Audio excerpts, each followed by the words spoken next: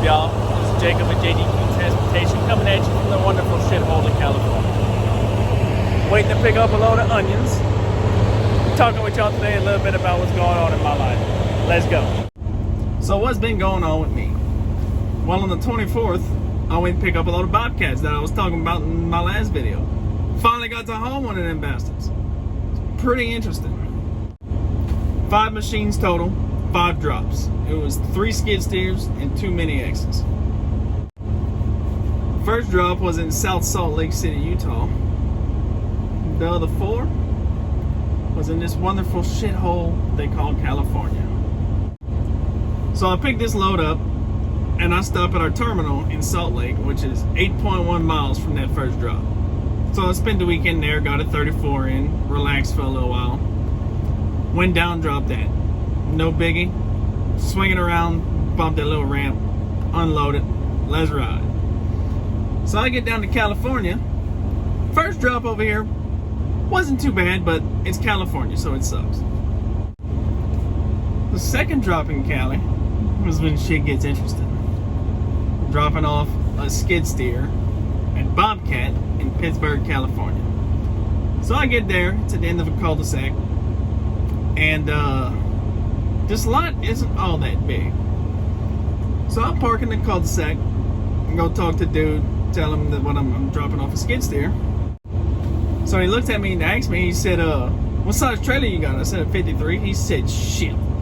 I said, yeah, it's one of them. So he said, you think you can back it in here? I said, you're going to have to move some shit around, but I think I can get it. It's going to be tight like prom night, but I think I can get it. So he kind of chuckled. He said, yeah, I can move some shit around for you. So he moved like 2 pieces of machinery out the way. So I get turned around. This back was a blindsided fucking U-turn and bumped this fucking dock. And the gate to get in this little lot is maybe 10, 11 foot wide max. So it's not much wider than this fucking truck. So I get turned around, start blindsiding into it, pull up, readjust. Start backing into it a little bit more, pull up, readjust. Finally get straight, start backing in, and naturally by the time I'm gonna start cutting it to jackknife it blindsiding this hoe, I'm still in the damn gate. So I'm turning the wheel as much as I can without taking down this damn fence. So I'll start backing up a little bit more, got the wheel cut, and I see I'm getting close to this fence. So I'll just stop and I get out and look. So I'll go check around the front. So I still got a little bit more gap. I can still keep the wheel cut like it is and still be able to swing it and get out of this gate and not take the fence down. So I go look around the back of the trailer. There's some more shit that they can't move because it doesn't run. So I'm having to maneuver around that. And there's some shit stacked on the driver's side. Back a little bit farther. I think I might be able to get that. So I get back in the truck, I start backing again. Back up another 5, 8 feet maybe. Stop, do another get out and look. So I'll walk around, check, and then that one skid steer that was way back, yeah, it's got to get moved. So I go ask the old buddy, I said, hey, can you come move this machine, this little skid loader out of the way for me? Because I need some room to swing the front of my truck around. He said, no problem, boss.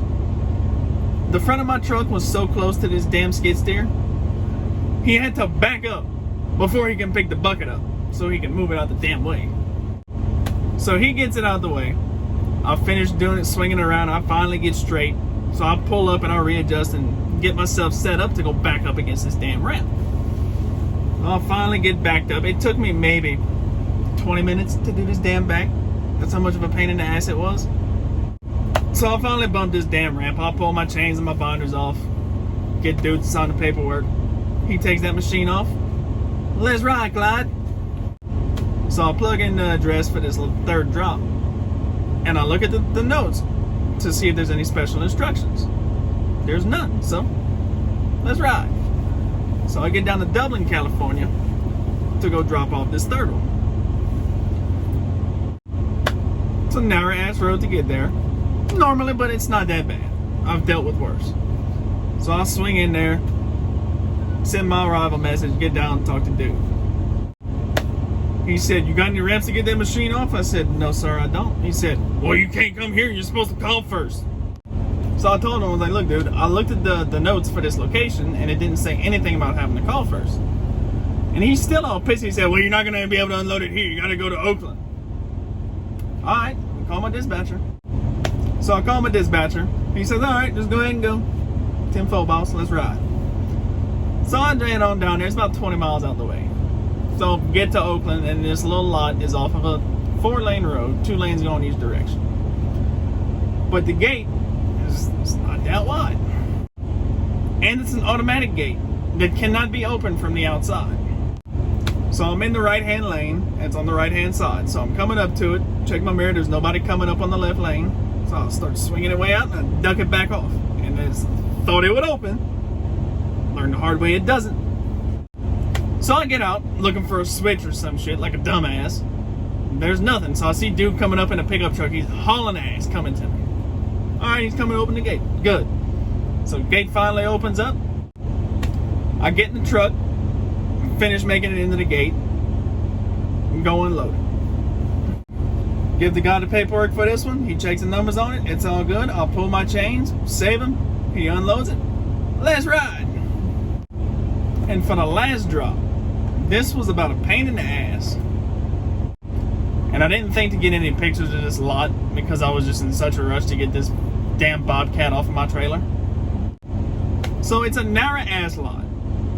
I'm gonna try and put up a Google Street View of it. So I pull in there, hoping it's the right place, and then once I see the bobcat sign, because it's literally ducked off behind trees and stuff. So I get turned around, bump up this dock that's like literally right against the building long ways. So a guy comes out the shop as soon as I bump this little ramp. He said, you must have been here before. I said, no, it's my first time. Why you say that? He said, because you knew exactly what to do. So I was like, well, I mean, it's kind of common sense because that's the only thing that you can back up to with a trailer to get the piece of machinery off. So I just turn around and I backed up to it. So he said, yeah, you're right, but people are fucking stupid. It's like, yeah, you're not wrong, buddy. So get this damn machine off, and then in the process of pulling chains, I get a pre-plan. Which I'm actually kind of excited about. Because on flatbed, we don't get very many pre-plans, if any. And I looked at the name of the customer once I got in the truck. And I didn't even have to get the load assignment to know what it was. Fucking onions. Onions are a pain in the ass for a team driver when you got 2 people working.